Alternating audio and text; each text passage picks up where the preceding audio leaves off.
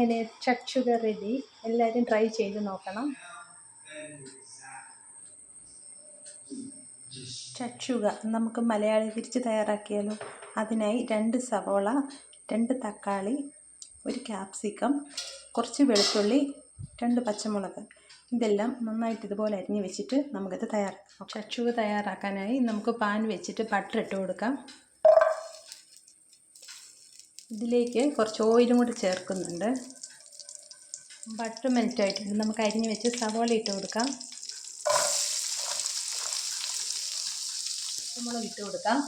നല്ലപോലെ വഴറ്റാം. ഉപ്പ് ചേർത്ത് കൊടുക്കാം. ഇതിലേക്ക് വെളുത്തുള്ളി ചേർത്ത് കൊടുക്കുന്നുണ്ട്. തക്കാളി ചേർത്ത് കൊടുക്കാം. തക്കാളി നമുക്ക് നന്നായിട്ട് വഴറ്റിയെടുക്കാം. ക്യാപ്സിക്കം ചേർത്ത് കൊടുക്കാം. തക്കാളി നന്നായിട്ട് വെന്തുടയണം. ഇതിലേക്ക് ആവശ്യമുള്ള പൊടികൾ ചേർത്ത് കൊടുക്കാം. ഞാൻ 1 ടേബിൾ സ്പൂൺ മുളക് പൊടി ചേർക്കുന്നുണ്ട്. 1/4 ടീസ്പൂൺ മഞ്ഞൾപ്പൊടി, ടീസ്പൂൺ കുരുമുളക് പൊടി. നമ്മുടെ ഇഷ്ടത്തിന് നമുക്ക് ചേർക്കാവുന്നതാണ്. മസാലകളൊക്കെ നന്നായിട്ട് മൂത്തിട്ടുണ്ട്. നമുക്ക് അല്പം വെള്ളം ഒഴിച്ച് അടച്ച് വെച്ച് വേവിക്കാം.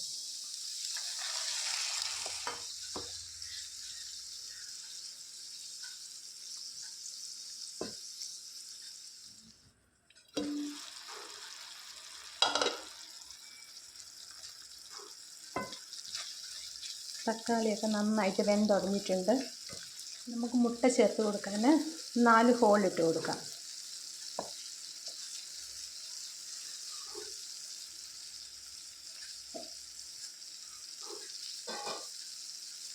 ഇതിലേക്ക് 4 മുട്ട ചേർത്ത് കൊടുക്കാം.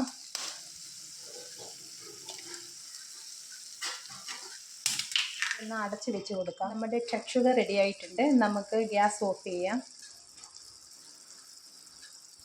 മല്ലിയില ഇട്ട് കൊടുക്കാം.